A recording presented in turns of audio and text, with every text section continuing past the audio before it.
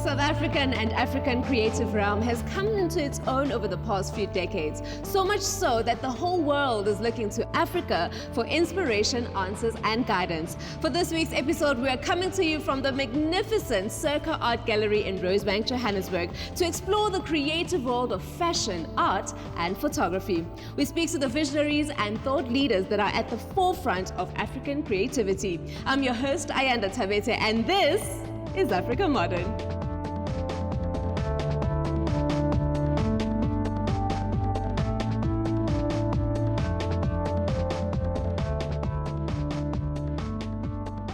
Coming up on the show this week, we're exploring Afro-pop art with artist Ncedi Madolo. Pop art is young, it's fun, it's pop, it's new. And then we take a look at fashion design with Neo Serati. The difference between art and design is the fact that with design you actually move things. And to finish things off, we're catching up with creatives by chatting to award-winning photographer Cole Ndelu. At the heart of my practice is the Black community.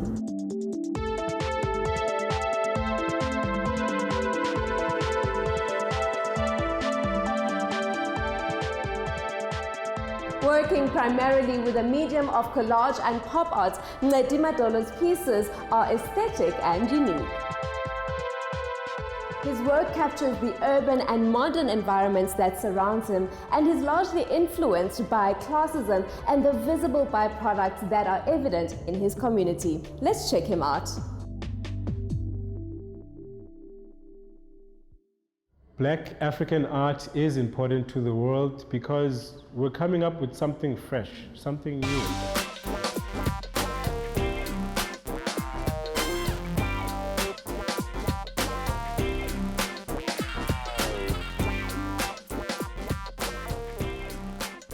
My name is Ncedi Madolo. I come all the way from the Eastern Cape and I'm a professional studio artist. Earliest memories of just drawing was actually encouragement from my parents. My mother would take us to church on Sunday mornings and to try and get me to sit down and focus and just pay attention in church and not run around like the rest of the kids. She'd give me a piece of paper and pen and then have me sit by her feet, and that is literally how she held my attention, and I would do this religiously. To decide is a luxury. I didn't choose this. I feel like it chose me. I was just an experimental artist. I did sculpture, ceramic, drawing, using wet mediums, dry mediums, those sort of things. And so right now I'm doing a lot more pop art. So the technique that I'm using is collage, where I'm sticking paper on top of paper, removing, adding, removing, that sort of thing. It's a whole process. And then the genre that I've decided to stick to is pop art. Pop art it's young, it's fun, it's pop, it's new.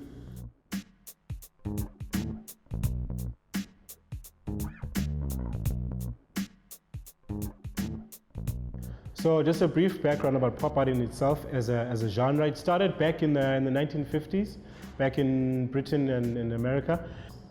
It came upon because of the consumerism that was quite heightening at the time.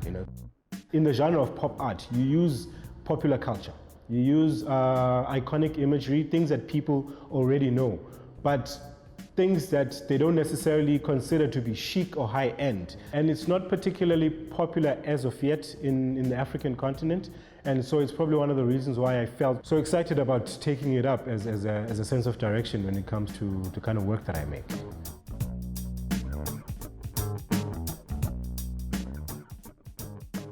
For most of last year, I was exhibiting my investigation with classism within South Africa as a country.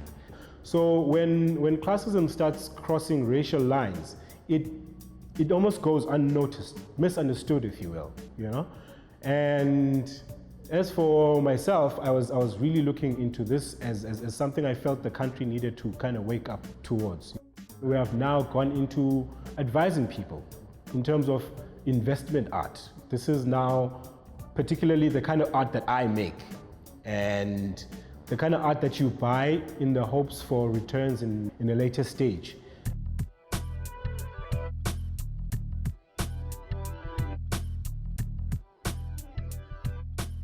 So there's a whole new breed of artists that is now starting to emerge. And where we are starting to learn things like professional practice. This is where now you don't just look at how you engage with your own industry, but how to cross industries when you start going to corporate, government, and the private sector. And the various things that you need to understand, the various language, the jargon that comes with engaging in business with other industries. And so with all these other artists that are starting to emerge, the industry is starting to change. And now we are able to interact in a much more global platform, where we are able to not just become South African artists, but become world artists. Okay, Africa is now starting to get its own identity, if you will, outside of what the Western gaze used to be, where we were like kind of this invalid where we were seeking help from the outside and that sort of thing. So now we kind of have like our own specific texture, our own specific imagery, our own language, our own dance, just the kind of fashion that comes out of Africa, so we're starting to actually come to our own. And the idea here is to kind of own our own space, to kind of identify ourselves from the rest of the world, which is kind of what everybody's really looking at right now.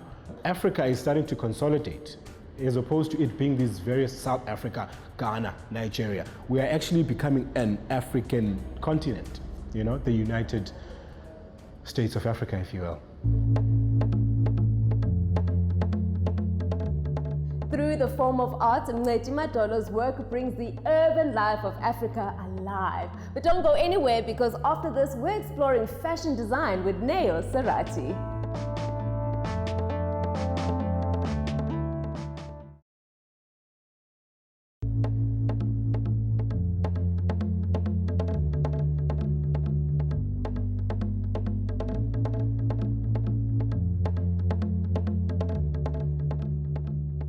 Neo Serati is a contemporary athleisure brand that is based in Johannesburg, South Africa.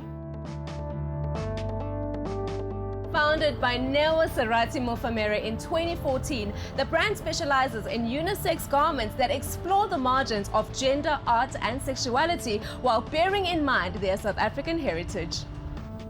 It's all about asking the question of what it means to exist in modern-day Africa. Check this out.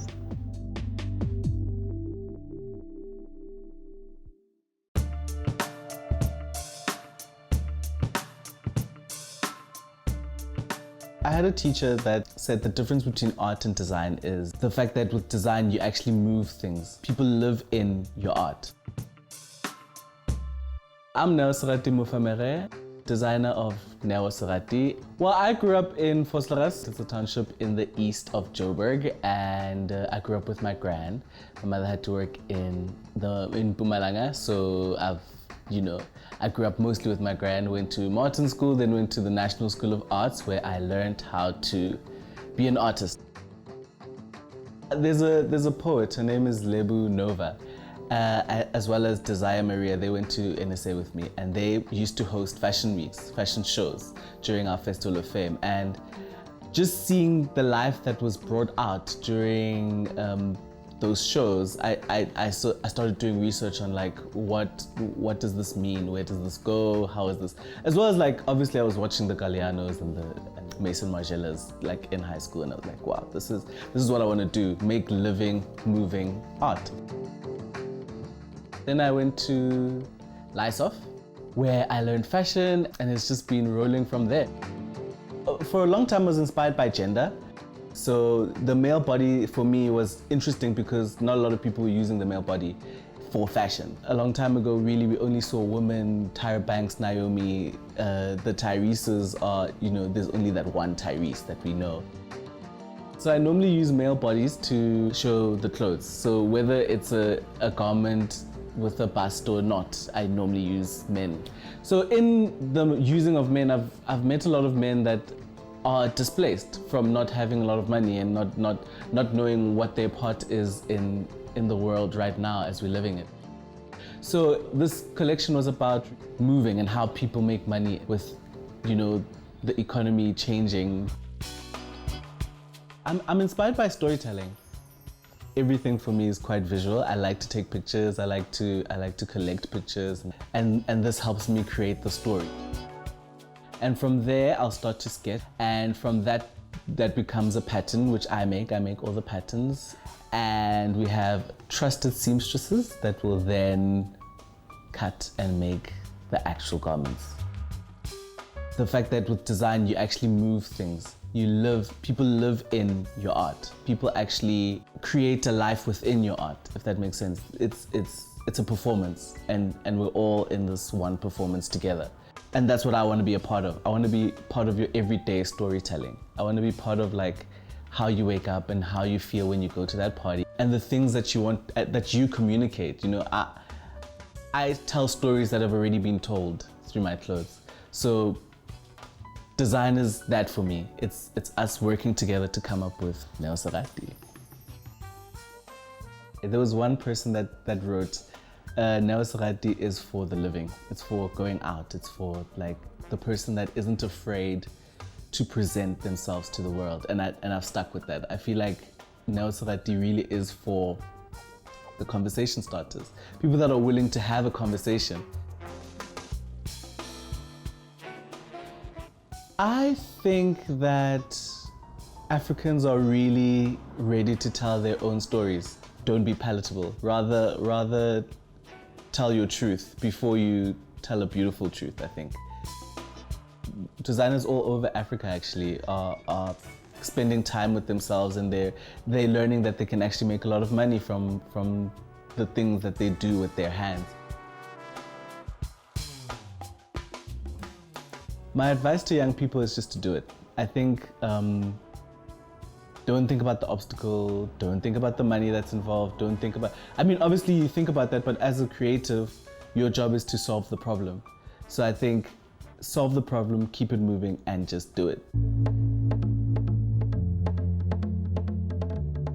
And it's time for a break, but don't go anywhere, because when we return, we are speaking to creative photographer Cole Ndelu. You don't want to miss it.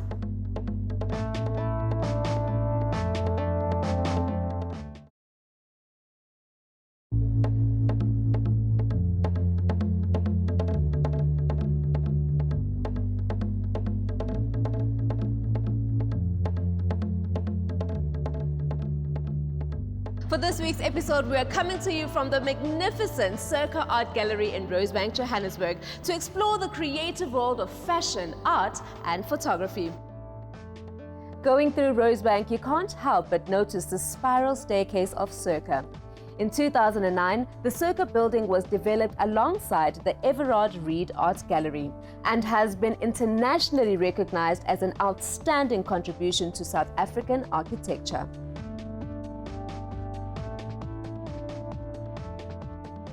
Within the subtle curved walls of the gallery, a series of profound and powerful exhibitions have already been held. Circa, when viewed together with the existing Everard Reed Gallery, is conceived as more than just a gallery and is therefore equally considerate about the public realm around it. The space between the galleries creates an opportunity to enjoy and exhibit large-scale sculptures, much like a sculpture garden or park or square, thereby making more of our shared public space. Evolving with the time of day and seasons, the experience of the filtered space in the northern edges of Circa accentuates the experience of space in a completely different way. Circa's architecture is about creating atmosphere. The sensory experience of space is demonstrated in the play of shadows, the reflection of sunlight off the fins. The harmony created by these elements evokes a sense of vibrant, playful architecture, where movement and the process of experiencing space creates architecture that is fluid and evolutionary. The purpose is to create a building responsive to the art on show, offering something physical and real, something that alters perspectives of everyday life. Circa is a building that is built upon a desire to be part of this city, its art and its people. It is a fluid point in time that will morph and evolve as South Africa and its art does. Each week, we feature a segment titled Catching Up with Creatives. And this is a platform to showcase established as well as up-and-coming creative talent. This is how it works. We receive content that is filmed by them remotely in their own studios and spaces. We ask them a couple of questions just to get a glimpse into their lives. In this week's feature of Catching Up with Creatives, we caught up with Kho Mdelu, who is a Johannesburg-based conceptual portrait and fashion photographer. She defines her work as fashion documentary and describes herself as a visual communicator. And that's mainly because she uses visuals to tell stories. Let's check her out.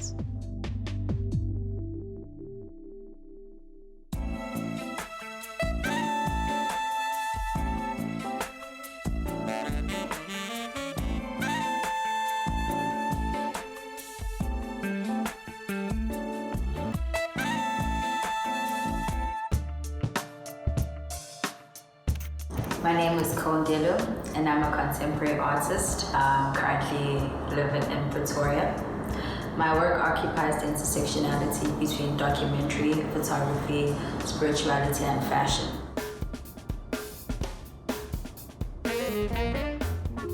I didn't have a traditional start to photography or what is considered traditional start in art for people who practice or have been practicing for a really long time. I just grew up enjoying reading, I enjoyed writing, I enjoyed putting things together.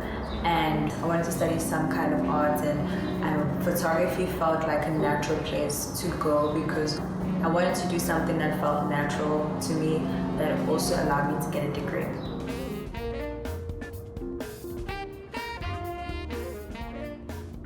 Three words to describe my work, I guess, would be connection, color, and flow.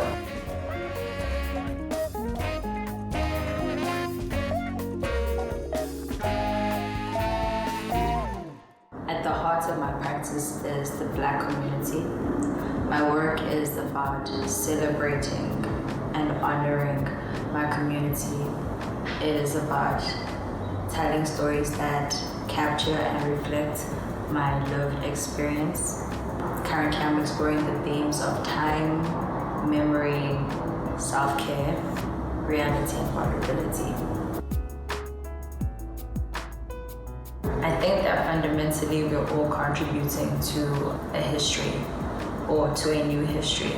We're all just trying to tell these stories that reflect our power, that speak to our beingness, that speak to our time. And I think there's just something that bonds us in that it's so powerful, and it's so much more powerful than an individual. It's about us, it's about our time, it's about the freedom to express who we are and where we are. It is being seen in all of our complexities and our multifacetedness. It is about taking up space or being allowed to even take up space. And maybe it's not about us being allowed, it's about just taking up space and creating and imagining ourselves for ourselves.